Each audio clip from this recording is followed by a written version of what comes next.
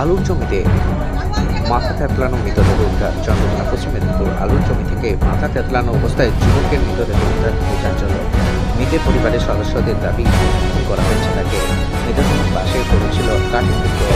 ঘটনাটি পশ্চিম মেদিনীপুর জেলার চন্দ্রকোনা ব্লকের বসন্তপুর এলাকায়। স্থানীয় সূত্রে খবর, চন্দ্রকোনার রাধানগর গ্রামের বাসিন্দা লক্ষ্মীকান্ত দলুই 30 বছর বয়স কাল বিকেলে বসন্তপুর গ্রামে ভৈরবী মন্দিরে পুজো দেখতে আসে।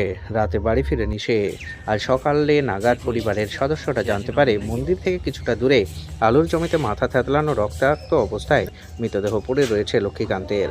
বসন্তপুর এলাকায় মন্দির থেকে কিছুটা দূরেই লক্ষ্মীকান্তের শ্বশুরবাড়িও বলে জানা যায়। খবর পেয়ে ঘটনাস্থলে পৌঁছে যান চন্দ্রকোনা থানার পুলিশ।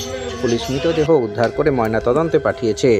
পুলিশ সূত্রে খবর, এই ঘটনায় কারা জড়িত, কিভাবে মৃত্যু হলো, পুরো বিষয়টি তদন্ত করছেন তারা। মৃতের পরিবারের সদস্যদের দাবি, এই ঘটনায় যুক্ত সমস্তদের দ্রুত গ্রেপ্তার করুক পুলিশ।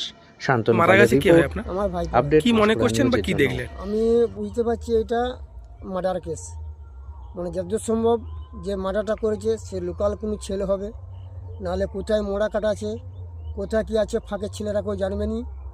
হ্যাঁ, কিন্তু এই সামনে যে নদী কোথায় মোড়া পুরা জানে, ওখানে মার্ডার করার জন্য ওখান থেকে কি করতে আসছিল আজকে?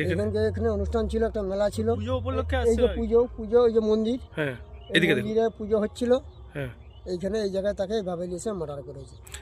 কিভাবে দেখলেন? এবারে কিভাবে পড়ে আছে দেখলেন? এসে দেখলাম হুবড়ি গাদায় পড়ে আছে। হ্যাঁ, হ্যাঁ, এই যে এমন ভাবেই পড়ে আছে লালায়, এই যে লালা এমন ভাবেই পড়ে আছে। হ্যাঁ, যেভাবে পড়েছিল সেভাবেই মাথায় তার মেরেছে, মাথা তুলতেও পারেনি, দেখে বুঝতে পারছি যেভাবে পড়েছিল সেভাবেই পড়ে আছে, ছটফটও করেনি। হ্যাঁ, কিন্তু দেখুন এই তো গর্ত, এই গর্তের মধ্যে এমনই মাথা মেরেছে, গর্তে ঢুকে গেছে মাথা। কেন মার্ডার করলো কিছু জানতে পারছি? কিছু বুঝতে পারছি না, তো কি বুঝবো আমরা। পুলিশকে বলেছেন পুরো বিষয়টা? পুলিশ, আমরা যখন খবর পেলাম এসে দেখছি পুলিশ তুলে নিয়ে যাচ্ছে, রাস্তায় দেখা হলো লাশ নিয়ে যাচ্ছে। আপনার দিকে কারা খবর দিল? আমার দিকে ওই যে মারা গেল, হ্যাঁ, ওর একটা মামাতো ভাই আমার দিকে যে সকালে খবর দিল বাড়িতে। কালকে তো রাত্রে বাড়ি ফেরেন? রাত্রে বাড়ি ফিরেনি, আর রাত্রে আমরা জানিও নি। এবারে কখন বেরিয়েছিল বাড়ি থেকে? বাড়ির থেকে বেরিয়েছিল প্রায় তখন বিকেলের দিকে, 5:30 সন্ধ্যা 6টার দিকে এরকম হবে। এখানে পাশাপাশি কি কোনো আত্মীয় বাড়ি আছে? এখানে পাশাপাশি আত্মীয় বাড়ি তো বিষ্ণুপুরে শ্বশুর বাড়ি আছে। তাহলে কি শ্বশুর বাড়ি আসছিল বলে বলেছে না পুজো দেখতে আসছিল বলে আসছে? এমনি অনুষ্ঠান হয়, পূজা হয়, আসতে দেখতে শ্বশুর বাড়ি থেকেও আসতে পারে, হয়তো ধরো শ্বশুর বাড়িতে সাইকেল রেখে দিয়েও আসছে। আরও 4 জন ছিল তার সঙ্গে আমাদের এখানের। হ্যাঁ, তারা সাইকেলে চলে গেছে, আর সাইকেল শ্বশুর বাড়িতে রয়ে গেছে। এবারে সকালে শুনছি তো এরকম কেস। হ্যাঁ, কি নাম আপনার ভাইপোর? আমার ভাইপোর নাম হচ্ছে লক্ষ্মীকান্ত দলুই। আপনার নাম? আমার নাম গণেশ দলুই।